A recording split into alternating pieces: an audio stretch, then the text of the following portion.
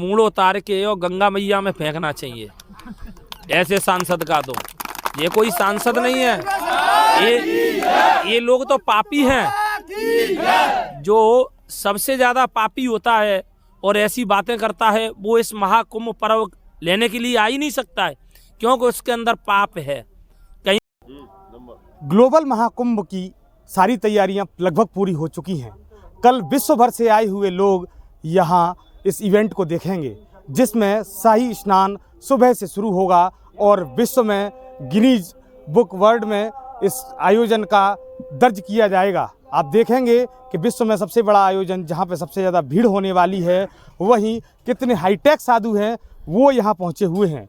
चंबल को अक्सर बदनाम किया गया फिल्मों के द्वारा, चंबल में बीहड़ों को दिखाया गया, बागियों को दिखाया गया, लेकिन आज चंबल की पहचान संतों के रूप में है। आप देख सकते हैं मेरे पीछे चंबल के एक संत हैं, कितनी दिव्य और भव्य उनकी जो बैठक है उसको दर्शाती है कि जिस सिंहासन पर वो विराजमान हैं और पुलिस के जो गार्ड हैं वो उनके साथ मौजूद हैं। कल वो शाही स्नान करेंगे। मैं सीधा उनके पास चलता हूं और आपको बताऊंगा कि यहाँ किस तरह की उनकी तैयारियां हैं। महाराज जी, बेटा क्या नाम है आपका?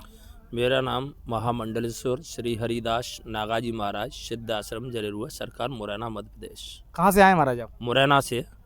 महाराज, कल के कुंभ को लेकर के किस तरह की तैयारियां हैं? बेटा, कल का जो हमारा पर्व है वो हमारा शाही स्नान है और सिद्ध बाबा के आशीर्वाद से हमारा बहुत अच्छा कल जुलूस निकलेगा संतों का। सभी भव्य शाही स्नान करने के लिए सभी भाईचारा लेके और सभी संत हमारे साथ ही साथ में चलेंगे। महाराज जी, जैसे मैं बात करूं कि चंबल को फिल्मों के द्वारा लगातार बदनाम किया गया, लेकिन आज हम देख रहे हैं कि इतना बड़ा आपका जो खालसा लगा है, यहाँ हज़ारों की संख्या में लोग आ रहे हैं, भोजन प्रसादी पा रहे हैं और निरंतर समाज कल्याण की सेवाएं चल रही हैं। उसके विषय में क्या कहना चाहेंगे आप? उसके विषय में ये है बेटा कि पहले ऐसा था कि हमारे चंबल, भिंड और मुरैना में सबसे ज़्यादा डाकू खूंखार बनते थे, लेकिन हमारा जो चंबल का क्षेत्र है वो सबसे ज़्यादा तपस्वी क्षेत्र है। हमारा भिंड मुरैना इतना तपस्वी क्षेत्र है कि आज उसमें हमारे यहाँ बहुत तपेश्वरी संत पैदा हुए हैं, उनने तपस्याएं की हैं, आज भी ही तपस्या कर रहे हैं, लेकिन जो चीज़ पहले थी वो चीज़ आज नहीं है। आज हमारे चंबल के क्षेत्रों के संतों ने सारी चीज़ों को जागृत किया है, धर्म को आगे बढ़ाया है, अपने सनातन को आगे बढ़ाने की हमारी कार्रवाई चल रही है। महाराज जी, एक सांसद है चंद्रशेखर रावण नगीना से, जिन्होंने एक बयान दिया है कि महाकुंभ में जो पापी लोग हैं वो जा रहे हैं। ऐसे सांसद को आप क्या कहना चाहेंगे? ऐसे सांसद का तो मूड उतार के और गंगा मैया में फेंकना चाहिए ऐसे सांसद का। तो ये कोई सांसद नहीं है, ये लोग तो पापी हैं। जो सबसे ज्यादा पापी होता है और ऐसी बातें करता है वो इस महाकुंभ पर्व लेने के लिए आ ही नहीं सकता है, क्योंकि उसके अंदर पाप है। कहीं वो हमारी सनातन से जुड़ा हुआ नहीं है। अगर वो हमारी सनातन से जुड़ा हुआ होता तो ऐसी बातें ही नहीं करता। महाराज जी, नागा सन्यासियों का बड़ा महत्व है। आखिरकार नागाओं का राज क्या होता है? ये कुंभ जब शुरू होता है तब लाखों की संख्या में नागा दिखते हैं, लेकिन उसके बाद तुरंत गायब हो जाते हैं। तो नागा सन्यासियों के रहस्य से आप पर्दा उठाइए।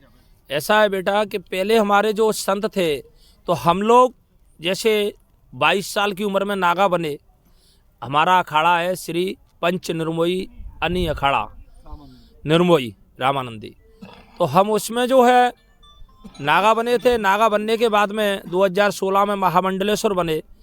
तो क्या होता है कि हमारे नागा लोग कईयों प्रकार के होते हैं। कोई तो जैसे भ्रमण करता है, कोई जाके जंगल में तपस्या करता है। जब ये हमारा 12 साल बाद पर्व आता है और प्रतिवर्ष हमारी यहाँ प्रयाग की कुम्मी लगती है, उसमें हमारे संत आते हैं और स्नान करते हैं, दर्शन लगाते हैं, अपना खालसा लगाते हैं, रावटी लगाते हैं और हमारे भक्त लोग आते हैं, उनको भोजन प्रसादी कराते हैं। ये हमारे नागाओं का नियम है। लेकिन हमारे नागा लोग जब बड़े खूंखार हैं, जब कहीं भिड़ जाते हैं तो सारा चौपट कर देते हैं। ये हमारे नागाओं का नियम है। अब हम नागाओं के साथ में शाही स्नान कल करेंगे और हमारे सभी लोग भाईचारा के साथ में जाएंगे। महाराज जी, मैं देख रहा हूँ कि आपकी जो लाइफ स्टाइल है बिल्कुल एकदम रॉयल लाइफ स्टाइल है। मैं अपने कैमरा पर्सन को कहना चाहूँगा कि एक बार दिखा दें कि महाराज जी का जो सिंहासन है वो भी एकदम रॉयल है, और उनका वस्त्र, और उन्होंने जो है कि एक रिवॉल्वर भी डाली हुई है, उनकी रिवॉल्वर भी है। मैं दिखाना चाहूँगा कि महाराज जी एक बार उसे दिखाएँ कि संत केवल शास्त्र ही नहीं शस्त्र भी रखते हैं। तो संत के लिए महाराज जी शस्त्र क्यों आवश्यक है? बेटा, हमारी ये राम नाम की परंपरा पुरानी चली आ रही है। जब हम लोग नागा बनते थे उस समय हमको तलवार दी जाती थी। अब हम महामंडलेश्वर हो गए तो हमको पावर है रिवॉल्वर रखने की और स्वयं की रक्षा करने की। शासन तो हमारी रक्षा करता ही है, लेकिन कुआ खेती तुपक हथियार ये कलयुग के वो। हर कलयुग में जिस साधु के पास शस्त्र नहीं है वो साधु मारा जाएगा। अगर वो साधु कहीं से कमज़ोर है तो उससे कोई उंगली नहीं उठाएगा। अगर साधु दमदार है तो उस पर दुनिया उंगली उठाती है। इसलिए अपना हथियार साधुओं को अपने साथ में रखना चाहिए। यही हमारा धर्म की एक ध्वजा है। हमारे राम जी पे धनुष था, विष्णु भगवान पे चक्र था, शंकर पे त्रिशूल था। ये हमारी पुरानी पुरखाओं की परंपरा चली आ रही है, इसलिए हम लोगों को भी बांधने की आवश्यकता है। महाराज जी, विशेषकर चंबल के लोगों को और अन्य लोगों को आप क्या संदेश देना चाहेंगे? मेरा अंतिम सवाल। क्या बोल रहे? चंबल के लोगों को और कुंभ में आए हुए श्रद्धालुओं को आप क्या संदेश देना चाहेंगे? हमारे चंबल के क्या, हम पूरे भारत के लोगों को सभी को आशीर्वाद दे रहे हैं कि ज़्यादा से ज़्यादा आके और हमारे इस पर्व में स्नान करें, जिससे हमारे कुछ चींटी हैं, कुछ कीड़े हैं, वो मरते हैं, उसका हमको पाप लगता है, तो वो हमारा पाप भी वहीं की वहीं समाप्त हो जाएगा। गंगा मैया हमारा सारा पाप धो लेती है, हमको पवित्र कर देती है, हमारे हृदय को पवित्र कर देती है। ऐसे ही सभी हमारे भाई पवित्र हो जाएंगे। ये हमारा धर्म है। तो सभी को सूचना है, पूरे भारत को, चंबल को, भिंड बनाना, सभी को सूचना है कि आके सबसे ज़्यादा दर्शन करें, गंगा मैया का स्नान करें, लाभ लें। बहुत बहुत धन्यवाद। तो ये थे मेरे साथ झरेलू धाम के संत, जिन्होंने सीधे तौर पर कहा कि आप स्नान करें और स्नान करने के बाद में आप अपने आप को पवित्र और धन्य करें। मैं आपको दिखाना चाहूँगा कि किस तरह की भव्यता उनके यहाँ पे जो टेंट लगाए गए हैं, ये व्यवस्था सारे वाहन आपको देख रहे होंगे, हाईटेक वाहनों के साथ व्यवस्था है। और कल महाराज जी स्वयं अपने अंगरक्षकों के साथ, नागा सन्यासियों के साथ इसका शाही स्नान में शामिल होंगे और शाही स्नान करेंगे। और उन्होंने सीधे तौर पर कहा कि आप भी सनातन से जुड़िए और ज़्यादा से ज़्यादा संख्या में स्नान करने के आइए। हमारी खबरों को आप देखना ना भूलें और हमारी खबरों को लगातार शेयर करते रहें। और विधर्मियों को भी उन्होंने सीधे तौर पर संदेश दिया है कि कोई भी विधर्मी हो जो धर्म के खिलाफ अपशब्द बोलेगा, उसको कहीं से कहीं तक बख्शा नहीं जाएगा।